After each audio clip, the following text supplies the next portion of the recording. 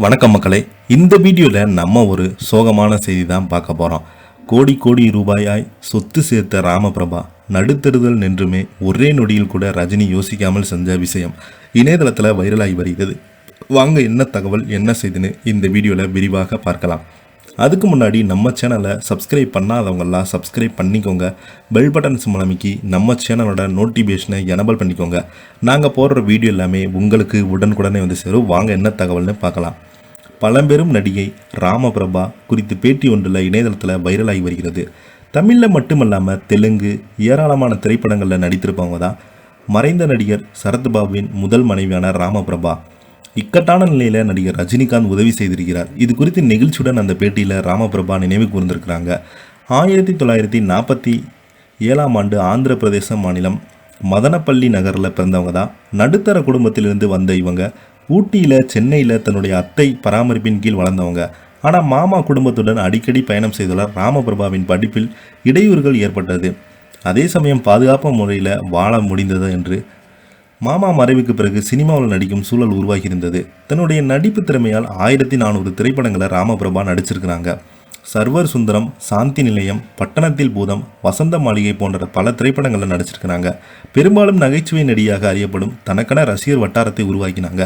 தெலுங்கு சினிமாவில் பல முன்னணி நடிகருடன் துணை கதாபாத்திரத்தில் நடிச்சிருக்கிறாங்க.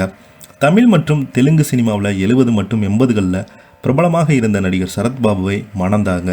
ஆனால் சரத்பாபுவை விட 4 வயது மூத்தவங்க. இந்த தம்பதி வாழ்க்கையில் மகிழ்ச்சியாக துவங்கினாலும் அவர்கள் நிஜ வாழ்க்கையில் உறவு சாவல்களை நிறைந்தது. இதனால் 1988லேயே இவங்க விவாகரத்து செய்து கொண்டாங்க. அதற்கு பிறகும் கூட ஏராளமான இன்னல்களை தடைகளை ராமபிரபா சந்தித்து வந்தாங்க. ஒரு கட்டத்தில் வாழ்க்கை சூழல் கடினமாக மாறிவிட்டது. தெலுங்கு சினிமாவில் அதிக படங்களில் நடித்த கதாநாயகிகளுக்கு இணையாக சொத்துக்களை சம்பாதிச்சாங்க. ஆனால் அந்த சொத்துக்களை இழந்து கஷ்டமான நிலைக்கு தள்ளப்பட்டாங்க. அப்போது ரஜினிகாந்த் அவர்கள் உதவி செய்திருக்கிறாரு. இது குறித்து பிரபல சேனலுக்கு ஒன்று பேட்டியிருந்த ராமபிரபா சமீபத்தில் பேட்டி தந்திருக்கிறாங்க. ரஜினிகாந்த் எத்தனையோ கஷ்டங்கள் அவமானங்களை தாண்டித்தான் சூப்பர் ஸ்டார் அந்தஸ்துக்கே வந்தார். இந்த அளவுக்கு புகழின் உச்சிக்கு சென்ற பிறகும் எளிமையாக அடக்கமாக இருக்கிறாரு. தன்னுடைய வாழ்க்கையில் பல கஷ்டங்கள் புரிந்ததால் உதவி கேட்டு வந்திருக்கிறாங்க. வெறும் கையோடு அனுப்பவில்லை. அவரிடம் உதவி கேட்டவங்க லிஸ்ட்டில் நானும் இருக்கிறேன். என்னுடைய வாழ்க்கையில் ஒருவரை நம்பி மோசம் போனேன். சொத்துக்கள் எல்லாம் இழந்து கட்டிய துணியோடு நடு ரோட்டில் வந்து நின்னேன். அந்த சமயத்தில் தான் வேறு வழி தெரியாமல் ரஜினிகாந்திடம் வீட்டுக்கு போனேன்.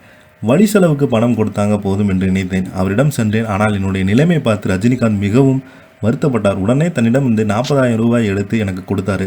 அந்த காலத்தில் 40,000 என்பது 4 லட்சம் என்பது மிக பரியம். ஒரு நிமிஷம் கூட யோசிக்காமல் அவரிடமிருந்து பணத்தை அப்படியே தூக்கி என்னிடம் கொடுத்து விட்டார்.